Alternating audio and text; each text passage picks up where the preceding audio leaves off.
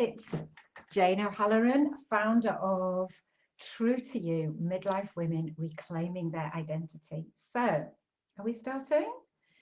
So, as I understand with Facebook, that people could be watching this live, but I don't know you're there just because of changes that Facebook are making. So, if you're watching and I don't know you there, then I'm sorry if I don't speak to you. Or if you want to make a comment, you can, then I'll know you're there to say hi.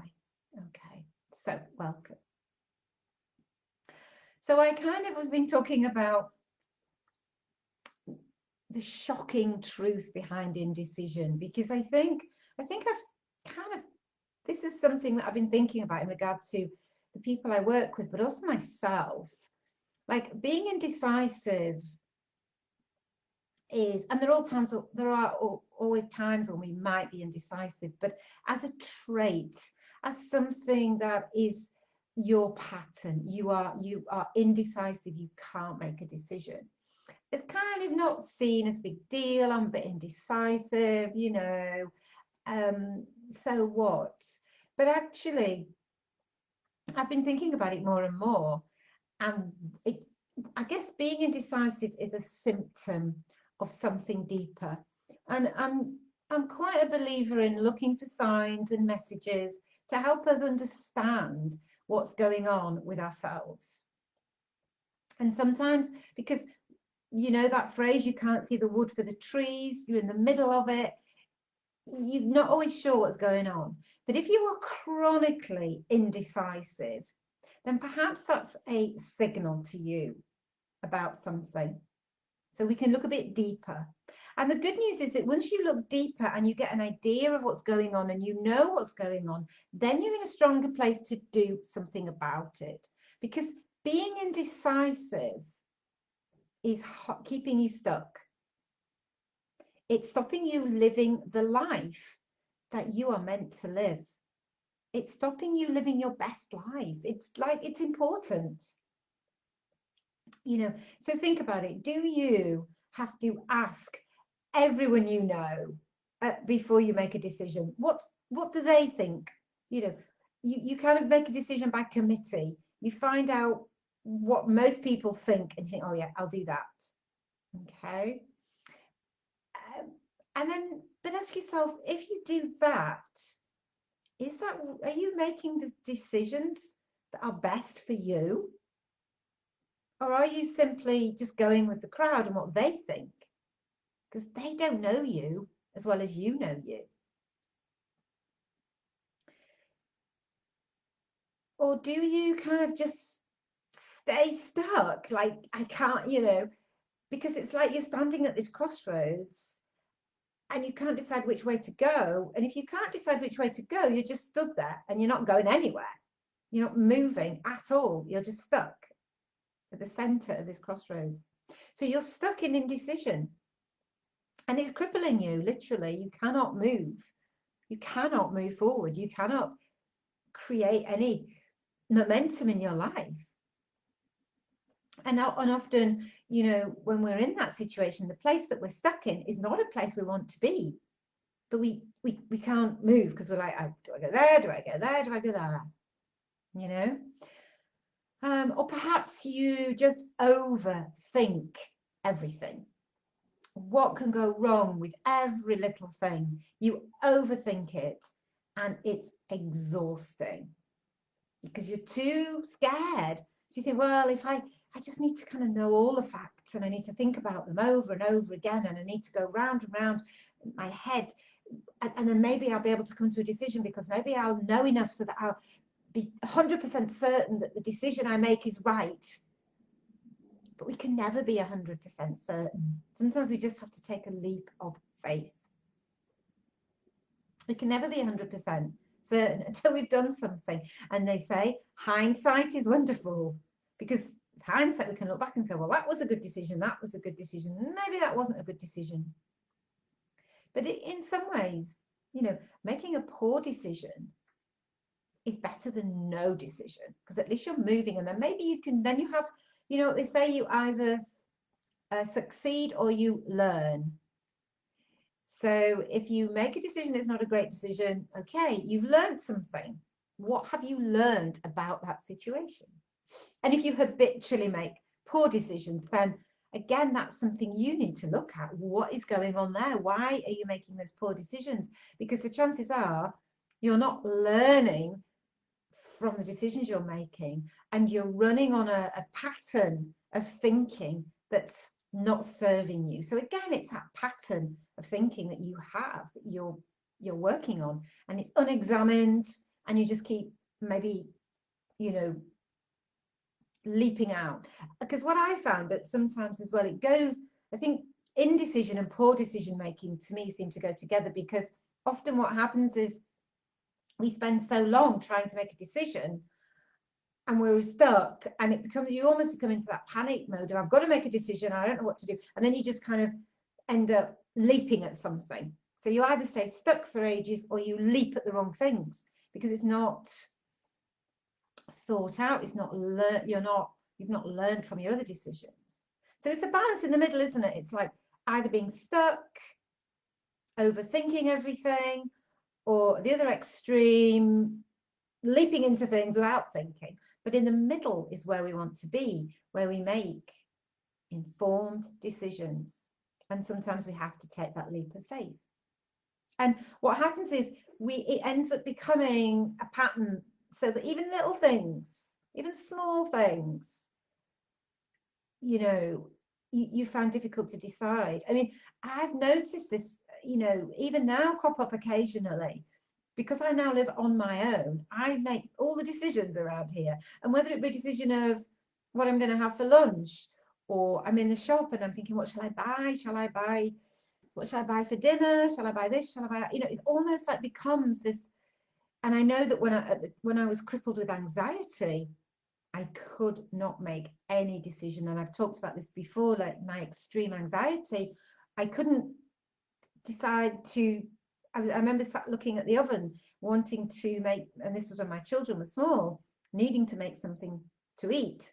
And I couldn't even bring myself to put the grill on to put some chips on, because that was a decision and it was too scary. So extreme of anxiety. But even if you're not in that extreme, it's kind of like it plays out, doesn't it? Shall I do this? Shall I do that? What shall I do? And I understand it, because sometimes you might think, well, it doesn't make any sense. Why am I so indecisive about whether I should buy apples or pears? Because that's you everything within you has become that pattern that's telling you you can't make that decision. And many women that I work with, they started with this in childhood because maybe they were told, maybe they've given away their power. Maybe you've lost complete confidence in yourself, because that's what's underneath, isn't it? That maybe you're telling yourself, I'm no good, I'm not clever enough, I'm stupid, I'm not capable, and what if I get it wrong? I'll make a decision, I'll get it wrong, maybe I'll be ridiculed, maybe it'll be like, oh, see, told you were no good, that voice. And often we these patterns start in childhood with our upbringing, and then we repeat them with the partners that we have that are telling us these things, whether consciously or subconsciously, undermining your confidence in yourself, your belief in yourself, so that your self-talk is such that you don't trust your own judgment. And if you don't trust your own judgment, you can't make a decision, because it's like, I'm not capable of making this decision because I might get it wrong, because I'm not good enough to make this decision. And if I do get it wrong, well, that just proves that I'm not good enough. So maybe I'm better not making a decision and hide, because it's like you're hiding. The truth is, if you're stuck and you're not making decisions about your life, you are hiding. Because once you make a decision, it's a declaration. Even if it's a small decision, you're saying, I'm deciding this. This is my thoughts. These are my thoughts about this. And I'm standing behind this thought and I'm following the thought with action. I'm making that declaration that I think this is the best way forward, whether it's to buy apples or pears, or whether it's to change your career, whether it's to leave a relationship, whether it's to move house, whatever, whether it's to take a decision to work on yourself and look at these things, whether it's a tiny decision or a huge decision. It's a declaration of this is what I'm thinking and I'm standing behind it. So by not making a decision, you're hiding, you're staying invisible, you're not being counted. But guess what? Each indecision confirms your powerlessness even more and keeps you stuck. So it doesn't work. You're like, I hide, I won't make a decision, or I can't make a decision, so I'll stay where I am because, then nobody can say you got it wrong, or there won't be any catastrophic outcomes from my decision. And I've had to deal with my head recently, living on my own, things like sorting out the broadband or getting my own phone contract, making a decision about what phone contract. It's like, oh my God, this is such a huge decision. Well, no, it isn't. Just look at the facts and make a decision what seems best. But, I could see that pattern still cropping up, but, because I've got ways of dealing with it and because I recognize it, I'm like, okay, and it's okay to get, advice. It's okay to ask somebody to help you, but at the end of the day, it's your decision. You've got to make it. So I still see that, in myself sometimes, and I see it big time in the people I work with. But even though you think, well, I'll hide and I won't make a decision, there's something inside you is kind of knows that that's copping out, shortchanging yourself. So you can't hide from yourself. You can't hide from that feeling of, oh, this feels rubbish. And at the end of the day, usually what happens is if you don't make the decision in your life, then decisions are made for you. Life will happen. Decisions will be made for you just by circumstances or by other people.